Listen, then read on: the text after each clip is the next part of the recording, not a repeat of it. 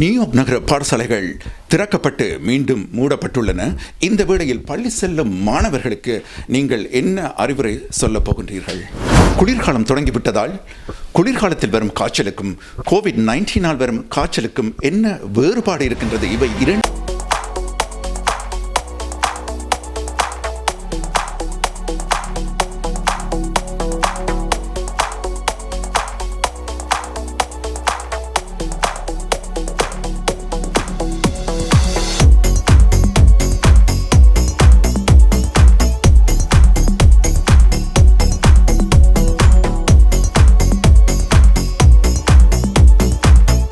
வணக்கம். அமெரிக்காவுக்காக நான் ரமேஷ் கிருஷ்ணா.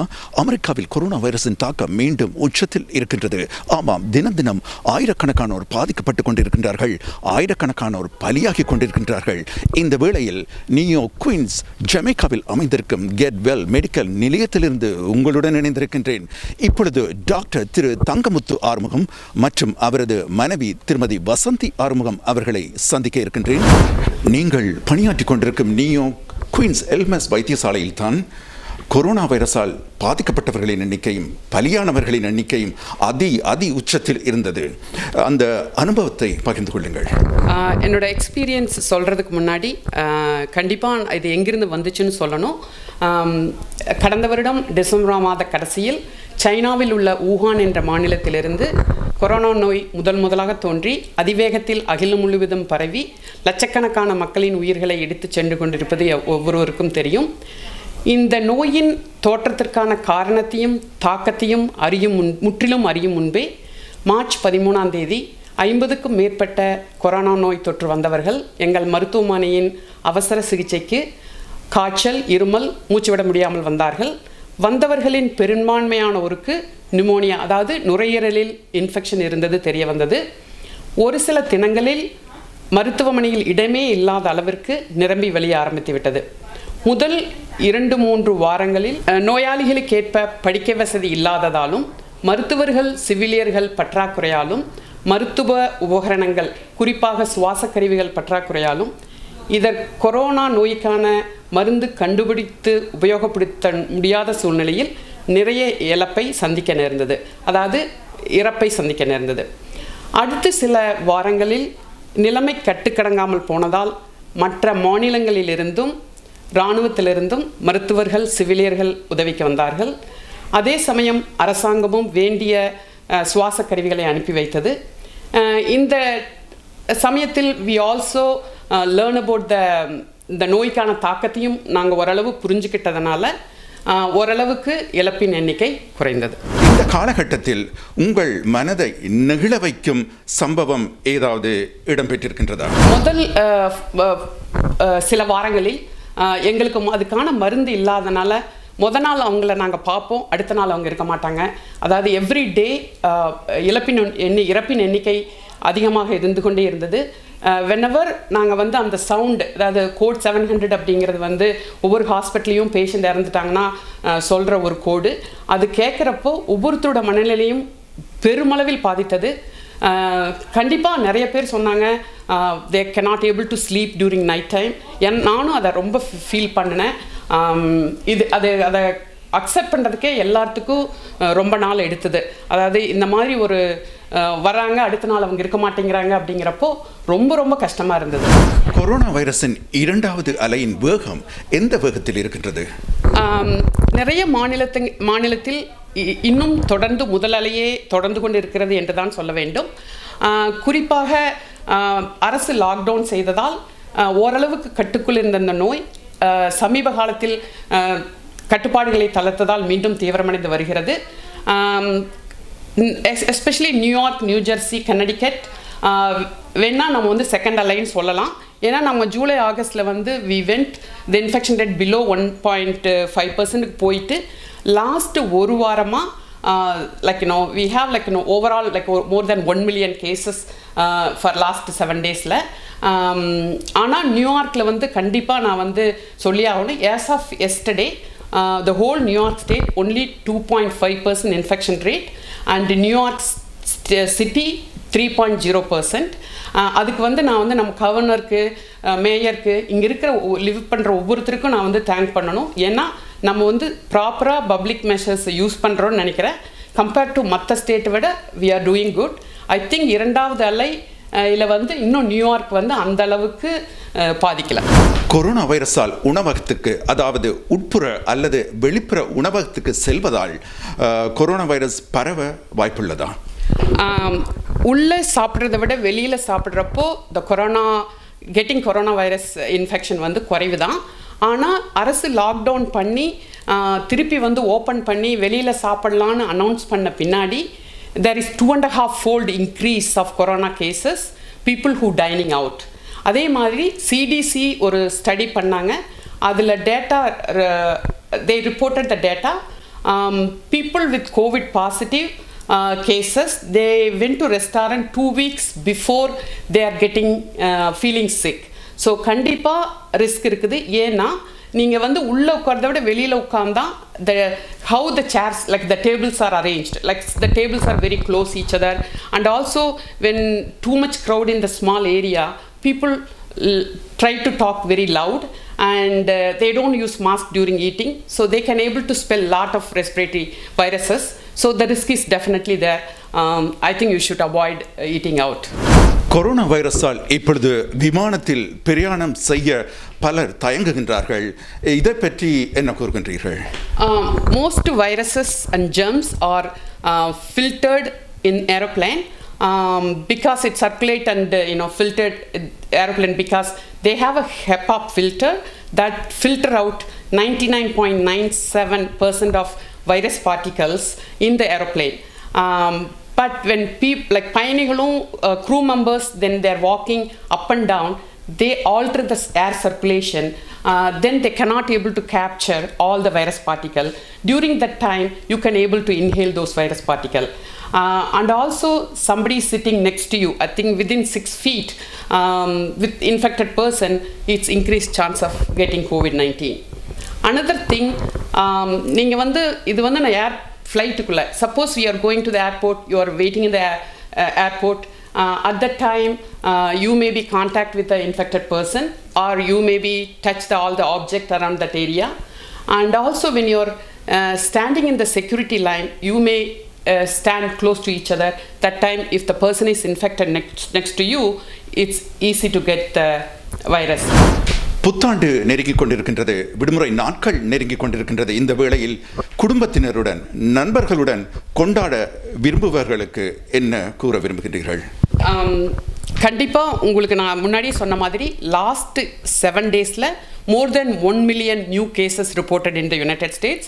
அதனால் சிடிசி வந்து recommend avoid gathering other than your family members. அதாவது ஃபேமிலினா they are living with you, people who do not live with you, like family from outside or friends, they may spread the COVID-19 or they may get the COVID-19.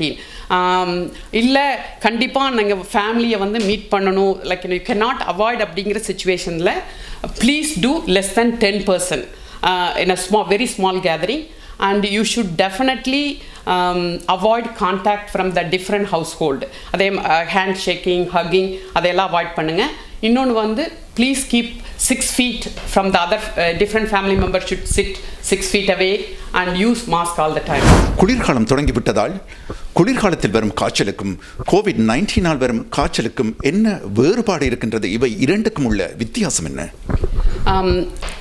Flu காய்ச்சலுக்கும் COVID-19 காய்ச்சலையும் பார்த்த உடனே differentiate பண்ணி கண்டுபிடிக்க முடியாது. உரிய பரிசோதனை மூலமும் good history மூலம் தான் நம்மளால் கண்டுபிடிக்க முடியும். கொரோனா அண்டு ஃப்ளூ போத்துமே வந்து ரெஸ்பிரேட்டரி வைரஸ், ரெண்டுமே வந்து spread by contact, droplet and objects. Influenza is caused by flu is caused by influenza A and B, COVID is caused by SARS-2 COVID. ரெண்டுமே வந்து சிம்டம் வந்து மோராலஸ் ஒரே மாதிரி தான் இருக்கும். ரெண்டும் runny nose, fever, cough, nausea, vomiting, body pain எல்லாமே இருக்கும். ஆனால் ஒரு சில சிம்டம்ஸ் வந்து கோவிடில் வந்து வித்தியாசமாக இருக்கும். அது எப்படின்னா loss of taste and smell, it's only reported in COVID-19, not in flu. And also the body pain, people say என்னால் எந்திரிச்சு நடக்கவே முடியல, severe body pain, they cannot stand, but that also reported, severe back pain and body pain reported in COVID-19 compared to flu. and also severe symptoms like the complications like pulmonary embolism, stroke, MI. These are all more common in COVID than flu, but that is the difference between these two. But without உரிய பரிசோதனையும் history இல்லாமல் கண்டுபிடிக்க முடியாது. நாம் பழைய வாழ்க்கைக்கு திரும்ப இன்னும் எவ்வளவு காலம் எடுக்கும் என நினைக்கின்றீர்கள்? அதாவது வேக்சின் கிடைக்கிறத பொறுத்தும் எவ்வளோ பேர் அந்த வேக்சினை போட்டுக்கிறாங்கிறத பொறுத்தும் அந்த வேக்சினோட வீரியம் அதாவது தடுப்பு சக்தி எவ்வளவு இருக்கிறது என்கிறத பொறுத்தும் தான் நம்ம எப்போ பழைய வாழ்க்கைக்கு போக முடியும்னு சொல்ல முடியும். இப்போ 2 large pharmaceutical company phase 3 trial முடித்து அவங்களுடைய ரிப்போர்ட்டை கொடுத்துருக்குறாங்க. ஒன்று வந்து ஃபைசர் அண்ட் பயோடெக், அது வந்து 95% தடுப்பு சக்தி இருக்குதுன்னு சொல்லியிருக்காங்க. இன்னொன்று வந்து மடோனா வேக்சின் 94.5% ப்ரொடெக்ஷன் இருக்குதுன்னு சொல்லியிருக்காங்க. According to doctor Fauci, at least 80% of the US population வந்து வேக்சின் எடுத்துக்கிட்டு அதோட கூட பப்ளிக் மெசேஜ், அதாவது முகக்கவசம் அணிவது, இருநபர் இடைவெளியை கடைபிடிப்பது, கையை சுத்தமாக வைத்துக்கொள்வது போன்றவற்றை செய்தால் அடுத்த வருடம் ஜூலைக்கு அப்புறம் பழைய வாழ்க்கைக்கு போக வாய்ப்பு உள்ளது. என்னோட அட்வைஸ் என்னென்னா, இந்த வேக்சின் வந்த உடனே எல்லாரையும் போட்டுக்கணும்னு நான் வந்து விரும்பி கேட்டுக்கொள்கிறேன். பிகாஸ் அப்போ தான் வந்து இதனுடைய த செயின் ஆஃப் இதை வந்து இன்ஃபெக்ஷனை வந்து நம்ம தடுக்க முடியும்.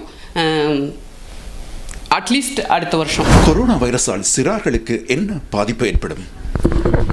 கொரோனா வைரஸ்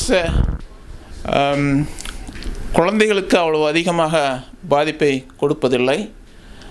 கொரோனா வைரஸ் முக்கியமாக சின்ன குழந்தைகளுக்கு, அதாவது 1 வயசுக்கு கீழே இருக்கிற குழந்தைகளுக்கு அதிக பாதிப்பையும் கடுமையாக தாக்குகிறது.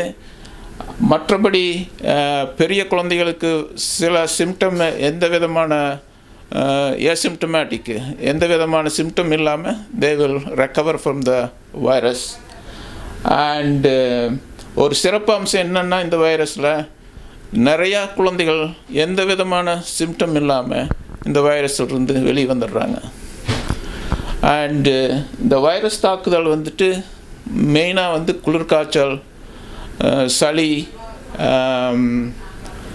தலைவலி, இடுப்பு வலி, முதுகு வலி, எல்லா வலியும் வரும். உடம்பு வலி வரும், வயிற்று வலி இருக்கும், அண்டு வாமிட்டு, டயரியா எல்லாம் இருக்கும். ஸோ இதையெல்லாம் வந்துட்டு பேரண்ட்ஸ் கொஞ்சம் எச்சரிக்கையாக இருக்கணும். இப்பொழுது குழந்தைகளை தாக்கி கொண்டிருக்கும் கவசாக்கி நோயை பற்றி கூறுங்கள், எல்லோரும் தெரிந்து கொள்வோம்.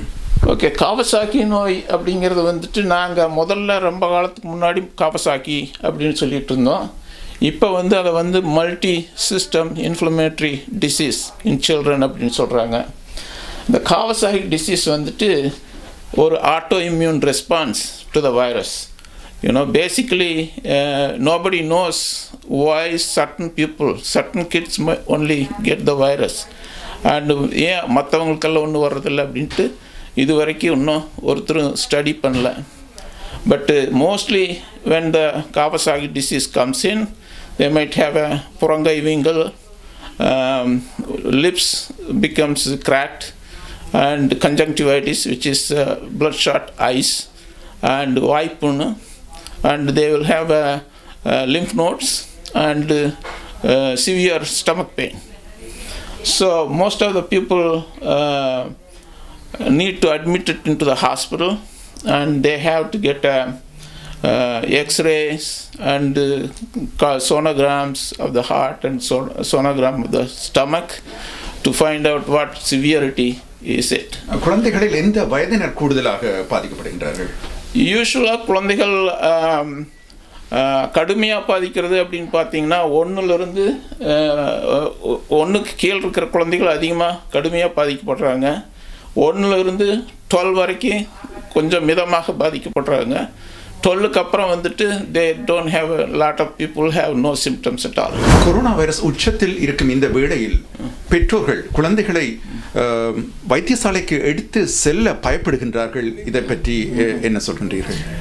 Yeah, we all do proper precautions to make sure that the place is safe, and we give the social distancing, and we give the proper equipments and proper PPE ourselves and make sure that the patients wear the mask, and we allow only one patient to come in, and we are taking care of all the things.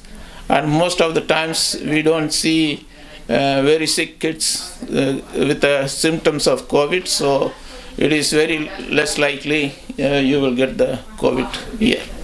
So they can, if the child needs a regular checkup, the child need to get the vaccine and all those things, I encourage them to go and get it. New York நகர பாடசாலைகள் திறக்கப்பட்டு மீண்டும் மூடப்பட்டுள்ளன. இந்த வேளையில் பள்ளி செல்லும் மாணவர்களுக்கு நீங்கள் என்ன அறிவுரை சொல்ல போகின்றீர்கள்? ஓகே, முதலில் பள்ளி அனுப்பும் முன் பெற்றோர்கள் நன்றாக யோசித்து குழந்தைகளை பள்ளிக்கு அனுப்ப வேண்டும்.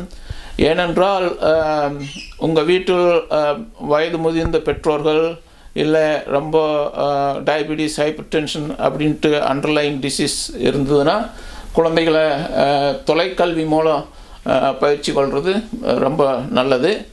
பட் நீங்கள் பள்ளிக்கு அனுப்புகிறீங்க அப்படின்னு சொன்னால் தென் யூ ஹாவ் டு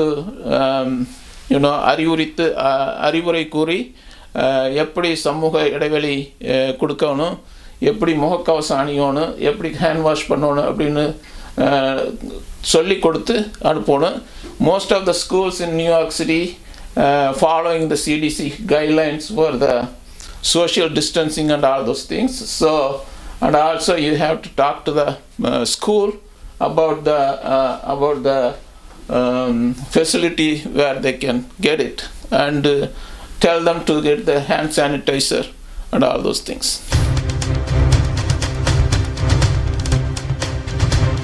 அனைத்து தமிழர்களோடு உறவாடும் அமெரிக்க தமிழர்களுக்கான ஊடகம் வணக்கம் அமெரிக்கா.